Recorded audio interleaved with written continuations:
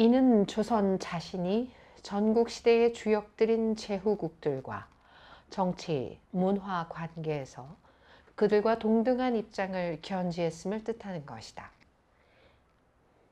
이미 위에서도 살펴보았듯이 연과 조선의 분쟁은 예로 대표되는 강화파가 조선에서 우세하였기 때문에 평화적으로 해결됐다. 조선왕의 고위 측근자인 예는 강화 조약의 주역이었으며 그의 연행은 성공적이었다. 이는 양국 군사 관계가 평등한 것이었음을 나타내는 것이라 할 수 있다. 연이 평화 조약을 맺을 수밖에 없었던 또 다른 상황은 전 제후국을 통합하였고 위협하고 있는 진이 그 세력을 더욱 증강하고 있었기 때문이었다. 당시 연에 머물러 있던 전략과 소진은 진의 위협에 대항하여 합종동맹을 창안하였는데 이는 동맹자들의 의도대로 진을 위협할 수 있었다. 연은 이 동맹으로부터 도움을 받은 적이 없었는데도 불구하고 이 동맹의 일원으로서 그러한 유리한 상황을 이용하여 본 동맹 체제에서 탈피한 제와 자동적으로 전쟁을 시작하게 됐다. 이 전쟁에서 연은 제군에 점령됐던 10개의 요새를 탈환하는 일에 성공했는데 이는 역왕 때의 일이었다. 역왕의 아들 창왕 때의 연은 제의 보복 공격을 받아 철저하게 참패를 당하였다. 그 결과 연은 여전히 7대국으로 간주되기는 하였으나 약세를 면할 수 없게 됐다. 그러나 소왕 때 일시 국력을 회복했다. 사기에는 대패 이후 왕위에 오른 소왕은 말하길 제가 우리나라가 어수선한 틈을 타 드디어 우리를 습하시키고야 말았다. 나는 이제 우리가 소국으로 전락돼 복수전을 하기에는 그 힘이 미약함을 절감한다. 그러나 은나라의 현사들을 모두 모아 선왕의 치욕을 씻고자 하는 것이 나의 소원이다. 라는 기록이 있다. 이리하여 소왕은 당대의 유명한 학자들 곽영, 낙의, 추행, 극신 등을 자기 주변으로 불러 모았다. 이들은 소왕이 군대를 재조직하여 진과 함께 제를 성공적으로 정벌하도록 도와주었다. 소왕이 28년 마침내 나기를 상장군으로 삼고 진과 조를 연합한 연은 제의 원정에 나섰다. 제군은 섬멸됐고 제왕은 다른 나라로 도망하였다. 연은 북으로 그를 추격하여 제의 수도에 이르러 이를 점령한 후 제의 보물을 노획하고 그 궁실과 종묘를 불태웠다. 위와 같은 사기의 기록에서 알 수 있듯이 제에 대항하여 연을 포함한 몇몇 국가가 동맹을 맺어 제를 격퇴하였고 연은 이 기회를 충분히 활용하였다. 제의 보물을 차지함으로써 연은 경제 및 군사력을 강화할 수 있었고 동북 방면에 대한 대외 정책을 활발하게 전개해 나갈 수 있었던 것이다. 연의 장군인 진계는 기원전 283년 동호지방 1000리를 연에 복속시켰는데 이는 조양에서 평양에 이르는 신축 장성보다 남쪽에 위치하였다. 그는 또 바로 이 해에 조선 정벌에도 나섰다. 삼국지 중 이 사건에 관한 기록을 보면 마치 조선이 응당한 징계를 받은 것처럼 돼 있다.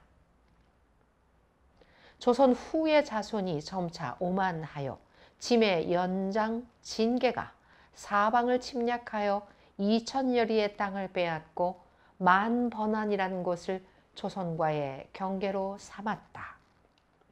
사기의 기록은 이와 좀 다르다. 연나라는 전성시대에 진번, 조선을 침략하여 장악한 다음 그곳에 관리를 두어 요새를 쌓게 하였다. 곽 이상 두 사료의 가장 두드러진 차이점은 기원전 283년 전쟁 이후 연이 곽새를 쌓았다고 사기에 기록되어 있는 점이다. 두 자료를 종합하면 진계는 1년 동안에 동호와 조선을 공략하여 그들로부터 총 3천의 영토를 빼앗았고, 동호와 조선을 방어하기 위하여 연은 양지대에 요새를 건립하였던 것이다.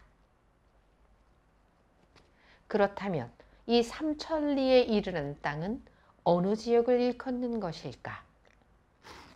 혹 지금의 요서 지방을 가리키는 것이라고 고려해 볼 수는 없는 것일까? 달리 말하면 동호와 고조선의 서부 방면이 그 당시 요서 지역에 있지 않았을까 하는 것이다. 동호로부터 탈취한 지역의 연은 상곡, 어양, 우북평, 요서, 요동 등 5군을 설치했다. 요서, 요동 및 우북은 중국 북에 위치하였고, 상곡은 역사가들에게 널리 알려진 곳으로 이전까지는 현 하북성의 위현, 선화 등을 포함한 지역이다.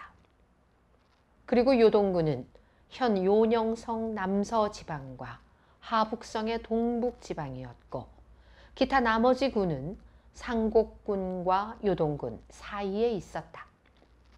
한편 조양은 북경 북서쪽에 위치한 지금의 회례이며, 양평은 요하 동쪽에 소재한 요양 지방을 말한다.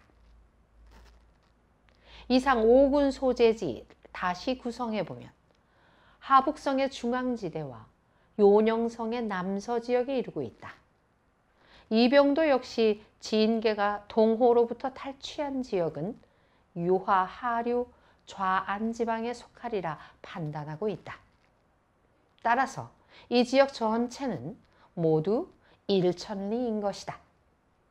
우리는 천리, 2천리라는 거리가 정말 영토를 측정한 결과 얻어진 수치라고는 결코 생각하지 않는다. 만일 양평 동쪽으로 조양, 양평까지의 거리 2배를 연장시킨다면 점령된 조선 땅의 동쪽 끝은 동해 멀리까지 이르게 된다. 이렇게 되면 서부 조선지의 동쪽 경계란 있을 수 없게 된다.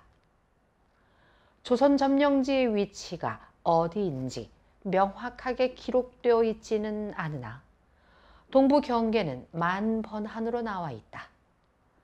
그런데 무슨 이유로 소비에트의 문헌에는 이 지명이 요하로부터 서부로 흐르는 강의 이름이라고 언급되어 있는지 알 수 없다. 사실 삼국지 어디에서도 이것이 수명이라는 표시는 찾아볼 수 없다. 한편 고조선 위치에 대동강을 주장하고 있는 이병도는 만번한이 두 현의 이름 문현과 번한현으로부터 유래되었으리라 추측하고 있다.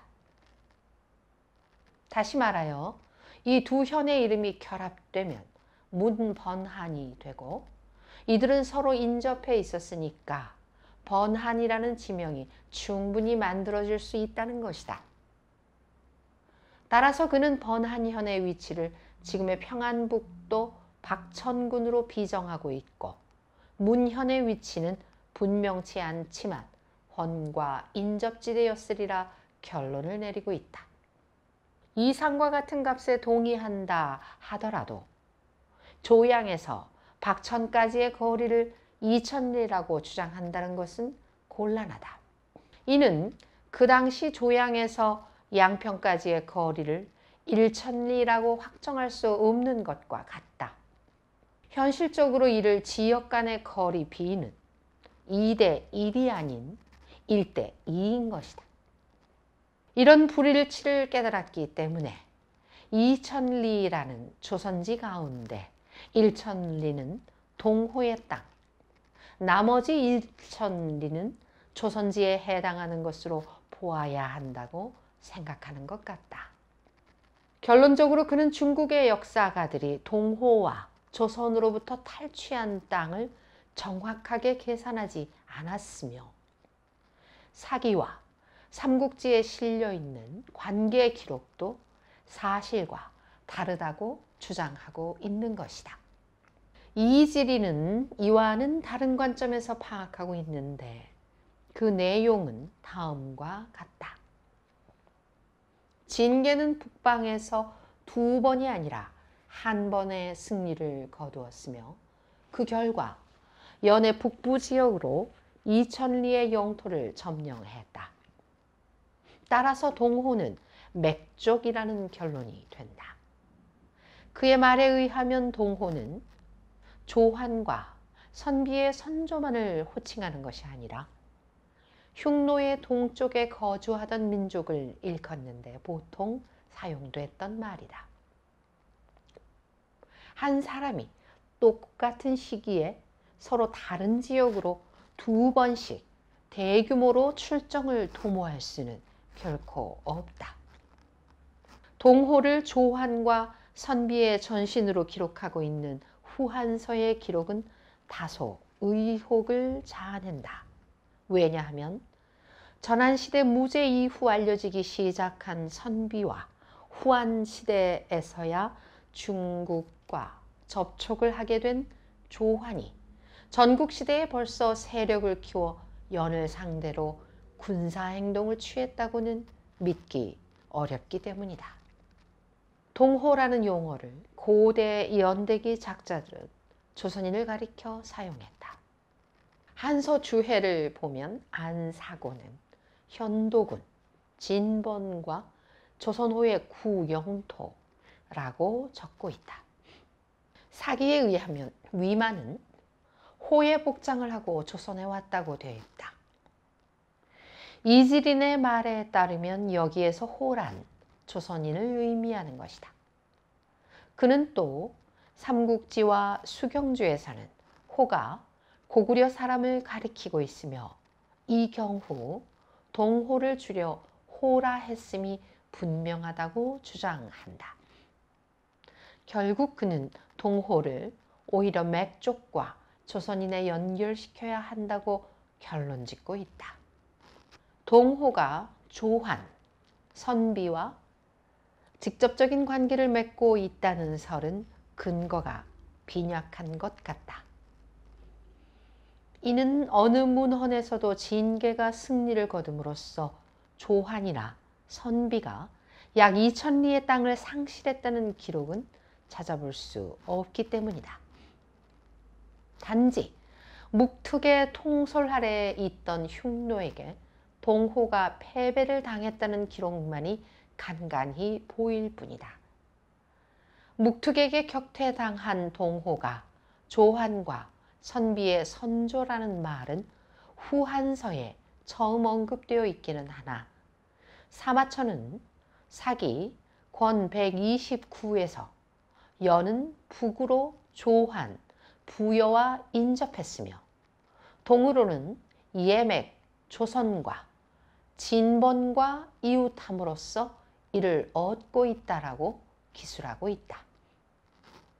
여기에서 분명해지는 점은 조환은 이미 동호 참패 훨씬 이전인 전국시대와 한초에 중국에 알려졌는데 후한서에는 그 이후에 출현한 것으로 되어 있는 점이다. 이처럼 사기, 한서, 후한전의 조환 관계 기록은 서로 차이가 있기는 하지만 사기와 한서를 신뢰도 면에서 후한서 위에 둬야 할 것이다. 그러나 후한서의 동호와 조환이 나란히 비교되어 있는 것이 의문스럽기는 하지만 조환과 선비의 전신이 동호라는 개념은 사실상 여기에서 출발하고 있다.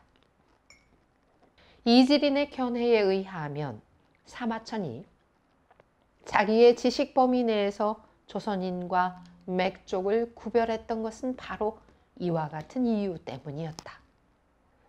사마천 시대의 이들은 각기 국가를 건립하였으나 300여 년 후 어환대에 이르러서는 서로 그 구별이 분명치 않게 됐다. 따라서 어환은 진계에 의하여 격퇴된 바 있는 동호, 조선 두 민족을 동일 민족으로 인식하였고, 그 결과 위략에는 조선만이 언급되어 있을 뿐 동호 관계 자료는 거의 찾아볼 수 없다. 그러나 이지리는 어환이 어쩌면 조선인과 동호를 완전히 별개의 민족으로 인식했을지도 모른다는 단서를 붙이고 있다. 그는 또 진수 역시 조환을 동호의 후손이라 여기고 있으나 그들 모두가 고대 조선인이기 때문에 동호를 언급하지 않고 있는 것 같다고 말하고 있다.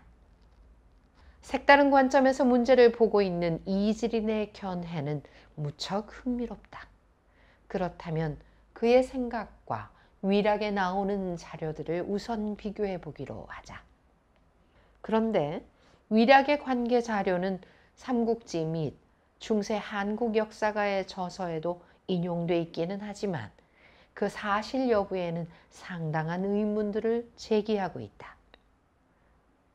다산정약용은 북경에서 의주까지는 2100리이다. 위락에도 이 거리가 나와 있다.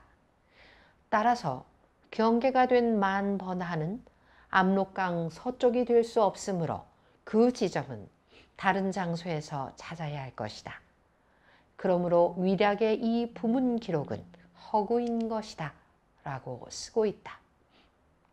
이처럼 고조선 소재의 대동강서를 주장했던 정다사는 위락의 관계자료의 신빙성에 대해 의문을 표했는데, 이는 만번하니 조선의 경계가 된 것이 연과의 전쟁 후이므로 그 위치는 당연히 압록강으로부터 남쪽에서 흐르는 강이어야 한다고 생각했기 때문이었다.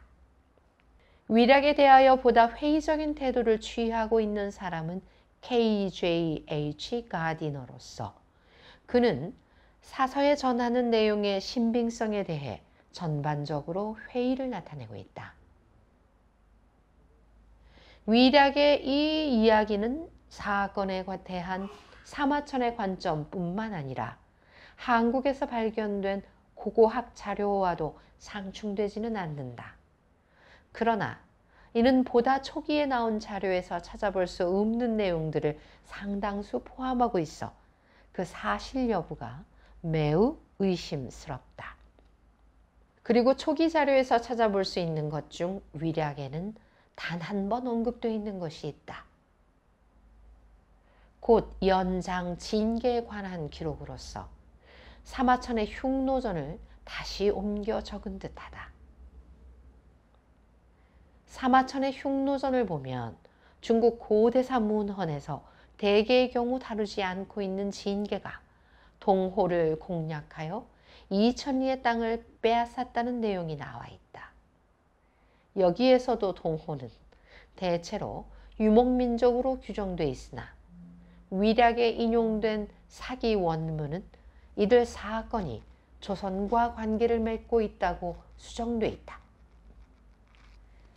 이것이 사실이라면 위락의 나머지 부분도 그 진실성을 심각하게 의심하지 않을 수 없다. KJH 가디너는 삼국지에 인용되어 있는 위락의 자료의 부정확성도 지적하고 있다. 결국 그는 자신의 말대로 위락의 동호와의 관련 사건이 위락에서는 이미 고조선과 결부되어 있기 때문에 오히려 사기의 자료에 호감을 나타내고 있는 것이다.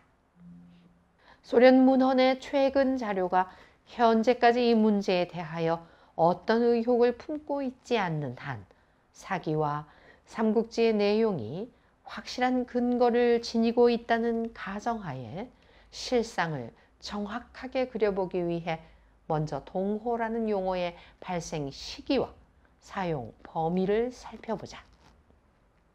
베스타스키는 사마천의 기록에서 찾아볼 수 있듯이 동호라는 말은 중국에서 전국시대에 처음 나타난다. 연해 북쪽에 동호와 산융이 거주하였다 라고 하였다. 그보다 이른 진목공 시대에도 이 말은 눈에 띈다. 진의 목공은 백리해를 자기 편으로 끌어들였고 서쪽 융의 8개 지역도 기꺼이 진실에 복종하였다. 이는 연해 북부에 동호와 산융의 일족이 있기 때문이었다. 이는 기원전 8세기에서 7세기 사이에 동호가 역사 무대에 등장했음을 의미하는 것이다. 그리하여 흉노의 모돈에게 격퇴당하는 것으로서 그들은 마지막이 언급되어지고 있다. 즉, 모돈은 동쪽으로 향하다가 갑자기 동호를 침략하였다. 그때까지 묵툭을 늘 경시해 오던 동호는 아무런 대책도 강구하지 않고 있었다. 이 때문에 모돈은 병사를 이끌고 침입하여 동호를 철저히 분쇄시킬 수 있었으니 동호왕을 살해하고 백성들을 포로로 잡은 다음 그 가축들을 약탈하였던 것이다. 이후 동호는 역사 무대에서 그 자취를 감췄다. 동호가 어느 인종인가를 정의하는 데 방해가 되는 것은 호라는 말 자체가 유동적인 의미를 갖고 있기 때문이다. 엔야 비추린도 이 점을 지적하고 있다. 산융 서부에는 동호가 거주하였으니 이는 동쪽의 오랑캐라는 뜻이다.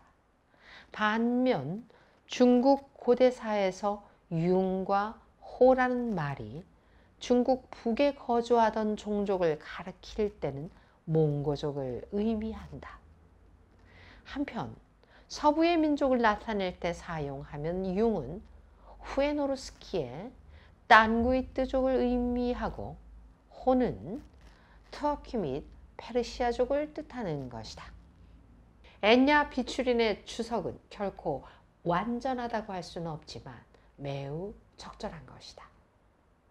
이미 위에서도 언급했듯이 호는 고대 중국인들이 초기 고구려인과 만주지방의 다른 종족들을 일컬어 사용했다. 그러나 북의 호는 결코 동호라는 말과 직접적인 관련이 없다. 어느 모로 보나 이 말은 호가 흉노를 뜻한 이후에 출현하였으며 흉노는 전국시대에 사용되기 시작해 한대에 널리 쓰였던 것이다. 그러나 여러 자료를 살펴보면 이때에도 호라는 말은 여전히 쓰여졌음을 알 수 있다. 이지린이 적절하게 지적하였듯이 동호는 흉노 동쪽에 살고 있던 여러 민족들을 함께 지칭하는 말이었다. 베스다스킨 역시 같은 견해를 표명한 바 있다. 위에서 살펴보았듯이 동호의 의미에 대해서는 비교적 이견이 없다. 그러나 이 말은 흔히 호로 줄여 사용됐는데 고대 한민족에 대하여 이 말을 적용한 것을 보면 알 수 있다. 간혹 이같이 줄였음으로써 동호와 흉노를 구별할 수 없게 되는 경우도 종종 있다. 다음은 그런 혼용의 예이다. 연말 호의 인질로 보내진 진계라는 뛰어난 장군이 있었는데 호조차도 그를 신임하게 됐다. 돌아온 후 그는 갑자기 동호를 공략하여 일천여리의 땅을 빼앗았다. 연은 조양에서 양평에 이르기까지 장성을 쌓고 호족을 막기 위하여 상곡, 어양, 우북평, 요서, 요동에 5군을 설치하였다. 베스다스키는 이 부분의 호를 모두 흉노로 번역하고 있다. 그러나 한국의 사학자들은 위에 호가 흉노가 아니라 동호를 뜻하는 것이라 확신하고 있는데 당시의 상황을 잘 전개해 보면 상호관계가 논리적으로 보여 이들의 주장이 더욱 설득력 있어 보인다. 진계는 동호의 인질이었으나 그들의 신임을 얻게 됨으로써 동호의 상황을 소상하게 파악할 수 있었다. 연으로 돌아온 그는 좋은 시기를 틈타 그들을 침략해 승리를 거두었으나 완전히 정복할 수는 없었다. 따라서 그들의 복수를 염려한 연은 장성을 쌓고 오군을 설치했던 것이다. 베스다스키는 사기를 인용하면서 이 장벽은 그 위치가 중국의 경계로부터 멀리 떨어져 있고 흉노가 그 자리를 차지했기 때문에 동호를 막기 위하여 건립된 것으로 볼 수 없다고 주장한다. 그 자리를 흉노가 점령한 것은 사실이나 그 시기가 연대인지 아니면 그 이후인지 분명하지 않다. 그렇다면 역시 같은 자료를 근거로 하여 이 문제를 분석하기로 하자. 사기 권 110을 읽어보자. 백년이 경과한 후 조의 양자는 구주가 융의 군대를 무찌르고 대국을 점령한 후 호맥족과 관계를 맺었다.